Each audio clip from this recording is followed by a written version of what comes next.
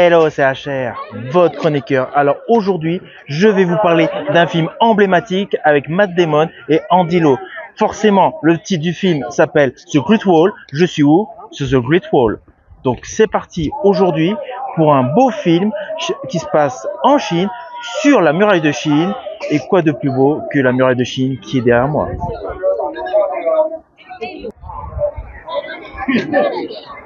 Quel beau pays! Dommage que nous devons combattre ces forces du mal. On va lutter et on va gagner.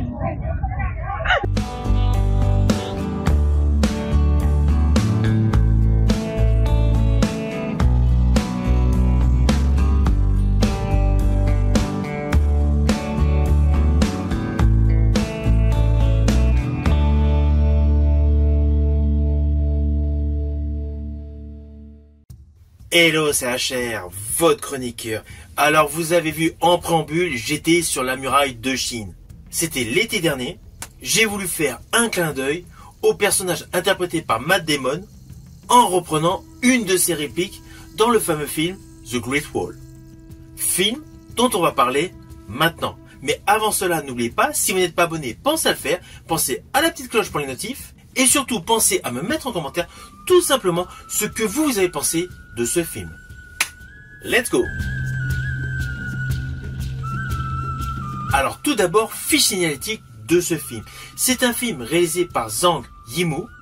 Le film est une coproduction américaine et chinoise. De ce fait, il a une distribution mêlant des stars de ces deux pays. Mais naturellement, le premier rôle vedette de ce film n'est autre que Matt Damon. Le film dure approximativement 1h50, un petit peu moins, et il est rattaché au registre fantastique, avec l'histoire suivante.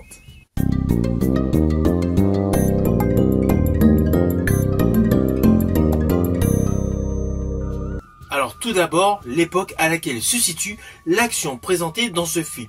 Nous sommes au Moyen-Âge.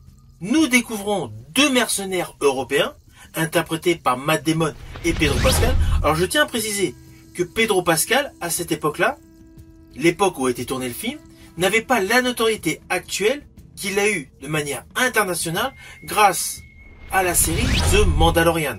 Depuis, il a également joué dans The Last of Us et dans Les 4 Fantastiques. Sa carrière est au sommet actuellement. Mais au moment de tourner dans ce film, la seule star américaine à la carrière impressionnante était l'acteur Matt Damon. Néanmoins, il y a un autre personnage interprété par un autre acteur qui a une très belle carrière, c'est William Dafoe. Mais bon, revenons à l'histoire.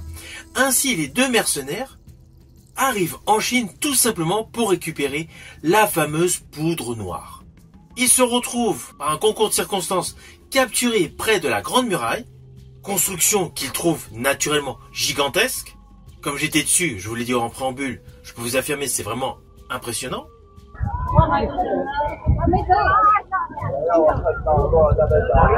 Mais surtout, les deux mercenaires se rendent compte qu'en fait, cette forteresse n'est pas uniquement pour protéger le royaume. Même si dans un premier temps, elle a pour fonction de protéger l'empire d'humains malfaisants. Mais ils s'aperçoivent que la fonction première est de repousser des créatures monstrueuses, semblant sortir directement de l'enfer. De ce fait, toujours par concours de circonstances, ils se retrouvent engagés dans une guerre qui ne les concerne pas pour aider l'armée chinoise face à ces terribles envahisseurs démoniaques. Alors côté visuel, naturellement, on en prend plein les yeux. Avec Zhang Yimou, c'est une habitude.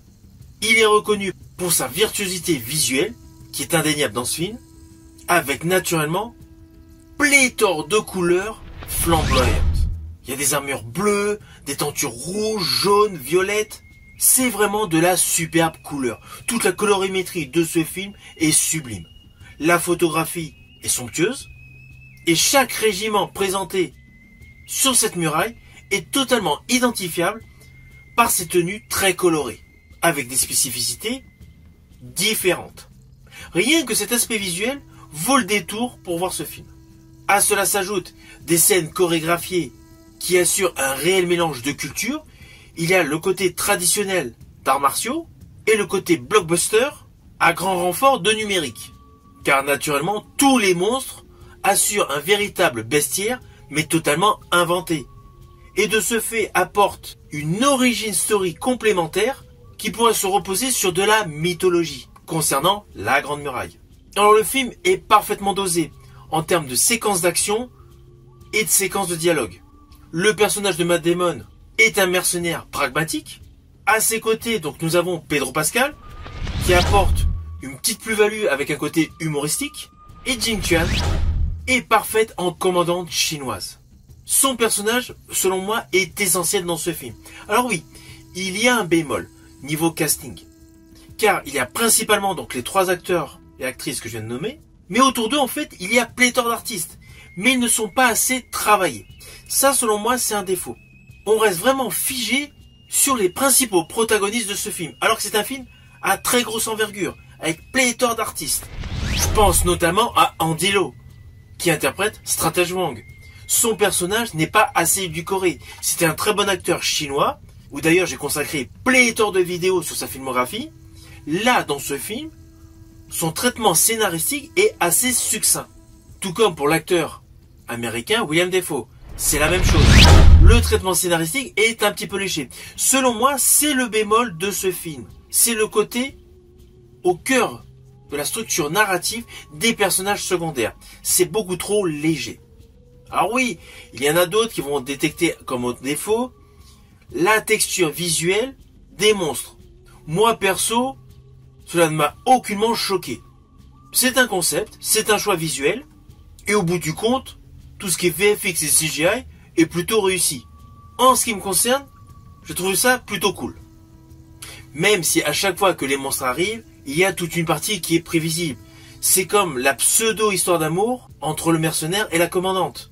C'est assez simpliste et c'est prévisible. Mais bon, dans ce type de film, cela colle.